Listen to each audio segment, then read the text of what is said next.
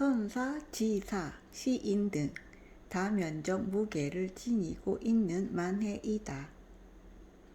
만해가 가감하게 불교 개혁을 부르짖거나 독립만세 운동을 주도하거나 불세출의 문학을 창조한 행위의 바탕에는 불교 사상에 깊이 있는 이해와 실제 수행에서 얻은 깨달음의 체험이 깊이 스며 있다고 볼 수 있다.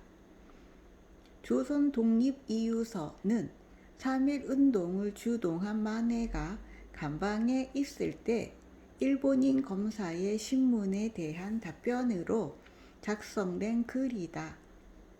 인생으로서 생활하는 목적은 참된 자유에 있는 것이니 자유가 없는 생활이 무슨 취미가 있으며 무슨 쾌락이 있겠는가. 단 한 사람이 자유를 잃어도 천지의 평화로운 기운이 손상되는 것인데 어찌 2천만의 자유를 말 사람이 이렇게도 극심한가. 조선의 독립을 침해치 못할 것이다. 국가는 반드시 모든 물질 문명이 완전히 구비된 후에야 비로소 독립하는 것은 아니다. 독립할 만한 자존의 기운과 정신적 준비만 있으면 충분한 것으로서 조선인은 당당한 독립국민의 역사와 전통이 있을 뿐만 아니라 현대 문명을 함께 이끌 만한 실력이 있는 것이다. 반만년의 역사를 가진 나라가 다만 군함과 대포의 수가 적음으로써 다른 민족의 유린을 당해서 역사가 끊어지게 되었으니 누가 이것을 참으며 누가 이것을 잊겠는가. 조선 독립을 침해하지 못할 것이다. 만일 일본이 의연히 침략주의를 계속하여 조선 독립을 부인하면 이것은 동양 또는 세계적 평화를 교란하는 것이니 미일 전쟁을 위시해서 세계적 연합전쟁을 제언하는지 모를 것이다. 그렇다면 어떤 실패를 면할 것인가? 일본은 제2의 독일을 연출하고 말 것이다. 옥중에서 지은 시.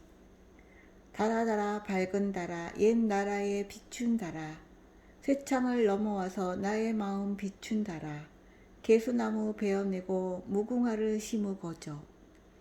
무궁화를 심으거저 중에서 만해에게 문학이란 민족 독립운동의 실천의 일환이거나 더 나아가서 중생제도의 보살행의 한 과정이라고 볼 수 있다. 문사로서 자의식을 가지고 쓴 것은 아니다. 나는 나의 시를 독자의 자손에게까지 읽히고 싶은 마음은 없습니다. 그때에는 나의 시를 읽는 것이 늦은 봄에 꽃수풀에 앉아서 마른 국화를 비벼서 코에 대는 것과 같을는지 모르겠습니다. 주 요한의 평. 창작이 부진하여 적막하던 시대에 호련히 출현한 님의 침묵 한 권은 우리의 갈증을 죽이기에 남음이 있다. 더욱이 지금까지 시인으로 세상이 모르던 한 불도의 손으로 된 것은 의외이니만큼 상쾌하다. 저자의 조선어 소하에 대하여 탐복 아니할 수 없다. 만해가 그토록 부른 님의 정체는 자신의 신념의 표상이면서 빼앗긴 조국, 민족, 중생, 불타, 애인, 친구 등 상황에 따라 달라지는 다양성을 함유하고 있다. 단일 개념, 이례적인 개념이 아니라 일중다, 다중일의 회통의 도리이다. 떠나간 님이 반드시 돌아오리라고 믿으며 공허한 삶의 절망에 초점을 맞추기보다는 님을 향해 누를 수 없이 솟아오르는 사랑의 힘을 노래한다. 만해의 삶은 청렴과 강지, 철저한 배일로 점철된다. 일제 치하에서 호적 없는 생애를 살았다. 언제나 냉방에서 지냈다. 조선 땅덩어리가 하나의 감옥이다. 그런데 어찌 불된 방에서 편안히 산단 말인가. 장내는 조촐하게 엄수되었다. 마네의 치아는 다비에서도 타지 않았다 한다. 불가에서는 치아의 출현을 귀하게 여기고 있으므로 모두 선생의 깊은 법력에 감복하면서 다른 한편으로는 독립을 뜻하는 무슨 길조가 오리라는 희망으로 깊이 합장하였다.